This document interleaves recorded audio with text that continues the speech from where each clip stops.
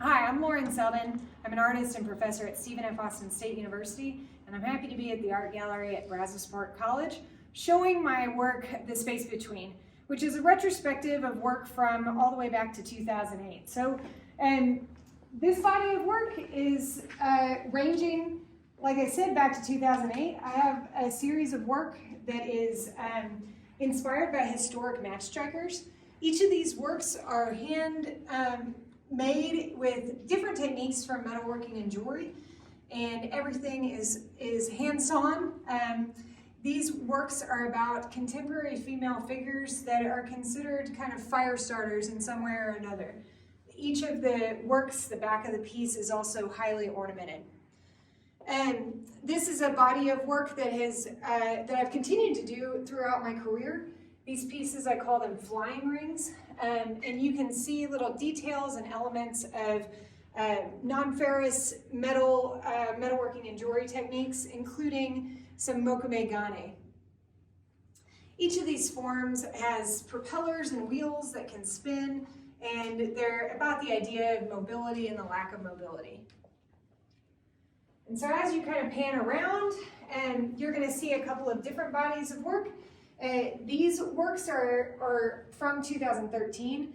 This is a piece about invasive species, but also about growth and rebirth, especially thinking about trees and saplings. And then this piece is also in that body of work.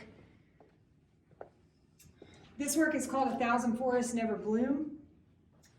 And so you can see various elements of symbolism, and it was inspired by seeing saplings growing in Finland.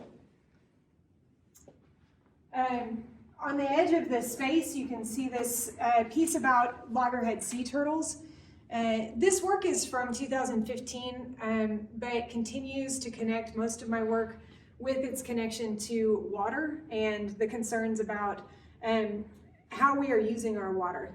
The pieces are cast after doing a 3D scan of a replica sea turtle and 3D printing them with a 3D printer of low quality so that you can still see all the lines and the viewer really knows that technology came into play. I really love the glass wall that's on the side of this gallery, and then as you kind of pan around, you can see that it's a really unique space with this central wall that's separating the work.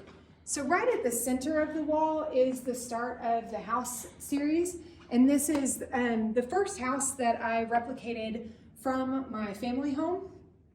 This was created in a really thin dental wax, which was then cast into bronze, and then it continues on to the entire series of replicas of different structures that I've lived in.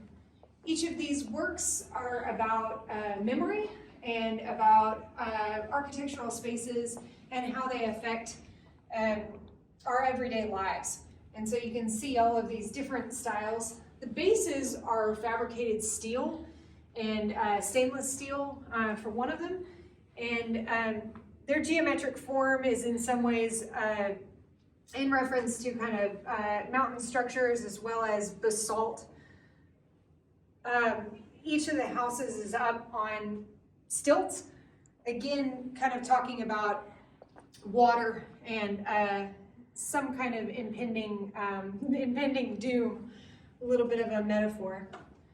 This piece is the only piece that I haven't lived in for big portions of my life. This is the Bear Art Center, which is in Iceland, and I was there for a short residency, but then felt the need to make a replica of the house. And then as we wrap around, my excellent student helpers actually did the entire installation for this piece and decided where they wanted to put them, and I love the way that they chose to do it. These are part of a series of work that I call Invasive Species.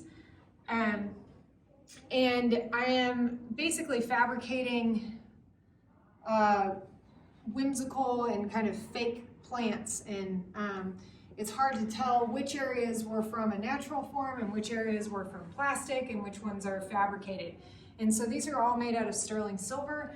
The bases are a variety of non-ferrous metals, brass, copper, and then also bodark wood for a couple of them. And then as you pan out, you can see the scale here are a lot smaller. So these are meant to be eventually placed on really small walls next to doors especially, and I really like the intimate scale and space of it.